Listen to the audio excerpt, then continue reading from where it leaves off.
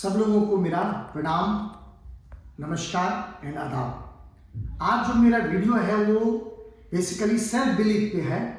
मैं कई ऐसे लोगों को देखता हूँ, मिलता हूँ, जानता हूँ। कई लोग हैं जो मैं देखता हूँ कि 2 साल कुछ और काम कर रहे हैं। जब दोबारा उनसे मिलता हूँ, पूछते हैं उनसे कि आप क्या कर रहे हैं, तो पता लगता है अब वो कुछ और कर रहे हैं और बार बार किसी काम पे ना टिक के वो काम को बदलते रहते हैं। ये वजह है सेल्फ बिलीफ की कि आपको अपने जीवन में सफल होने के लिए आपका सेल्फ बिलीव होना बहुत जरूरी है। आपको खुद पे विश्वास होना, दुनिया की परवाह मत करो, खुद पे विश्वास होना। मेरी बात को मानो, अगर जीवन में आपने खुद पे विश्वास किया तो मैं कहता हूं कि कायनात भी आपके आगे घुटने टेक देगी और आप जीवन में सफल हो जाएंगे। दुनिया की आप बिल्कुल भी कुछ भी मत सुनो, आप सिर्फ अपने काम, अपने ईमानदारी से अपने काम पे बिल्कुल फोकस रखो, अपने ब्रेन को एकदम शुद्धिकरण में रखो। मैं आपसे बताता हूं कि जब भी आप अपने आप पे विश्वास करेंगे, मैं आपको शर्त यह बता सकता हूं कि आपके अंदर बहुत अच्छे अच्छे थॉट्स आएंगे, बहुत अच्छे अच्छे विचार आएंगे। जब वो विचार आएगा तो उसी विचार से आपके जुबान पे वो शब्द भी आएंगे और जब वो शब्द आएंगे आपका एक्शन बिल्कुल उसी तरह हो जाएगा और जब वो एक्शन आपका उस तरह हो जाएगा वो आपकी आदतों में ढल जाएगा। जिस दिन वो आपकी आदतों में ढल जाएगा, मैं आपको विश्वास दिलाता हूं कि वो आपकी वैल्यूज क्रिएट करेगा और जब वो आपकी वैल्यूज क्रिएट कर देगा तो मैं आपको शर्त यह बता सकता हूं कि आप अपनी डेस्टिनी तय करेंगे। कहते हैं your believe becomes your thought, your thought becomes your word become your action, and your action become your habit, and your habit become your values, and your values become your destiny। तो सवाल उठता है, जब अपने आप पे आपको focus होगा, आप अपने पे विश्वास रखेंगे, तो जीवन में आपको बता दूं कि कोई दुनिया की ताकत नहीं है कि आपको उस मिशन पे पहुंचने से रोक सकता है। दुनिया में बहुत सारे लोग मिलेंगे जो आपको भटकाने की कोशिश करेंगे, वो आपको अपने लेवल से तोड़ने की कोशिश करेंगे, लेकिन आप जीवन में अपने मिशन को भटकना मत। मैं बताऊं, जब मैंने 12th पास किया था और पटना यूनिवर्सिटी में मेरा एडमिशन हुआ, मुझे आज भी याद है जब मैं वापस गांव आया एडमिशन करा के 1-2 महीने पढ़ के वहां से छुट्टियों में, मुझे आज भी याद है एक सज्जन ने मेरे से कहा कि भाई सुनने में आया कि तुम्हारे बाप ने भी तुम्हारा एडमिशन पटना में करा दिया। मैंने कहा जी बाबा करा दिया। और मुझे आज भी याद है कि उन्होंने मेरे से एक बात पूछी कि चलो पटना तुम 2 महीने रह के आए, मुझे एक बात बताओ कि क्या तुमने पटना में ऐतिहासिक गोल घर है, क्या वो गोल घर देखा? मैं थोड़ा मुसीबत में फंस गया।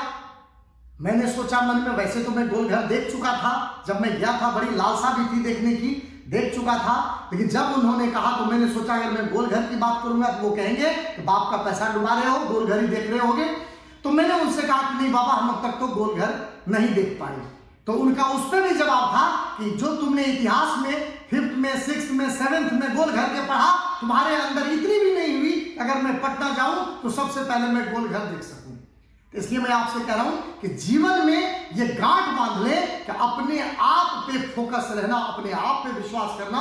मैंने आपसे कहा कि कयामत भी आपके आगे घुटने टेक देगी और आपको हर हाल में आपका जो मिशन है वो मिशन हर हाल में मिलेगा। वजह ये होती है कि हम दूसरे के आगे घुटने टेक देते हैं। कोई हमसे कह देता है अरे तुमसे नहीं हो पाएगा, और हम विश्वास कर लेते हैं वाकई हमसे नहीं हो पाएगा।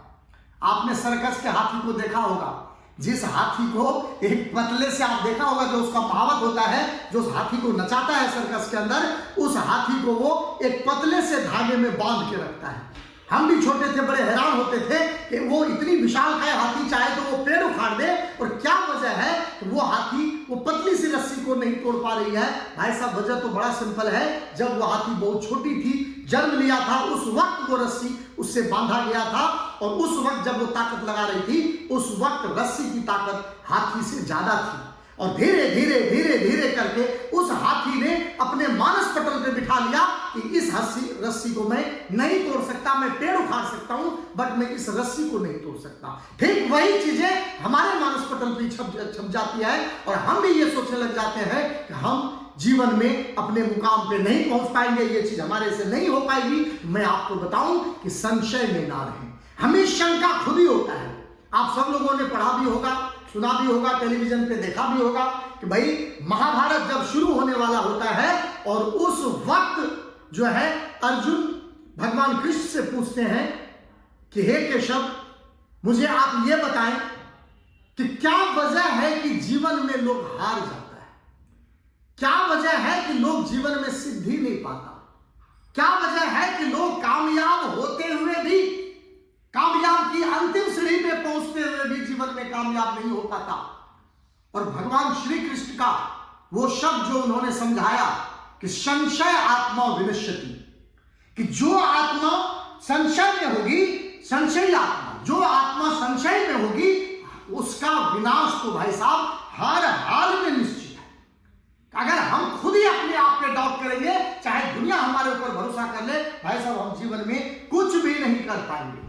और सेल्फ बिलीव का तो सबसे जीता जागता उदाहरण है जो भगवान राम का उदाहरण है।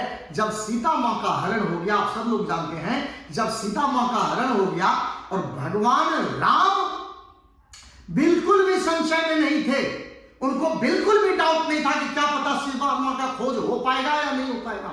उनको तो रावण तक के बारे में नहीं पता था कि रावण ही सीता मां का हरण करके गया हुआ है, जो कि वो रावण, जो शक्तिशाली रावण, जो सब आप लोग जानते हैं, जिसने काल को भी पीछे बांध के रखा हुआ था, जिससे देवता तक कांपते थे, उनको तो वो भी नहीं पता था, वो इंसान जिनके पैर में ना चप्पल है, ना उनके पास कोई सेना है, और इतनी कॉन्फिडेंस थी, उनको पूरा विश्वास था कि जहां भी सीता मां होगी हर हाल में उनका हम खोज करके लाएंगे। आप सब लोगों ने कहानी देखी है, सुनी है कि भाई जब भगवान राम और लक्ष्मण बिल्कुल विचलित हैं, जा रहे हैं, और उसी में जटायु मिलते हैं जो, और जटायु का देखते हैं कि भाई अंतिम सांस वो ले रहा है, उनका पंख कटा हुआ है, और जब जटायु से वो पूछते हैं कि आपका ये हाल किसने किया, तब वो बताता है कि भाई हमारे दोस्त की जो है पुत्रवधी सीता का हरण हो गया है और रावण उठा के ले जा रहा था और उसने ही तलवार चंद्रहास से हमारे पंख काट दिए।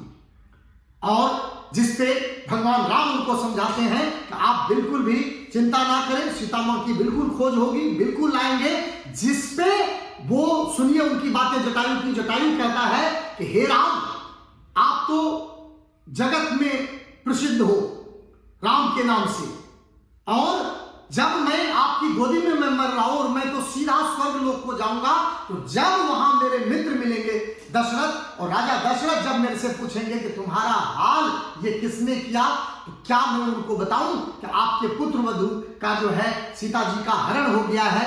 जिसपे राम का जवाब सुनिए, भगवान राम उनसे कहते हैं कि बिल्कुल भी आप पिताजी को ये बात जाके नहीं बताएंगे, क्योंकि एक तो वो स्वर्ग में भी जो है बहुत ज्यादा तकलीफ में है मेरे वनवास को लेके, और उसके साथ जो मां कैकेयी ने जो कृत किए हैं उस कृत को लेके, तो ऊपर से उनको यह बताना, वो स्वर्ग का वैभव छोड़ के भी आ जाएंगे और वो बहुत चिंतित हो जाएंगे। आप उनको बिल्कुल कुछ भी ना बताएं, वो रावण जिसके मेरे हाथों मौत होगी वो खुद से जाके ही पिताजी को सारी बातें, क्योंकि वो भी स्वर्ग हो जाएगा, और वो खुद से जाके पिताजी को सारी बातें बताएगा। बहुत अच्छा ही भगवान राम ने कहा है उस जटायु से कि सीता हरण तात जन कहू, सीता हरण तात जन कहू, पिता सर जाई, जो मैं राम तो कुल सहित कही दशानन आई।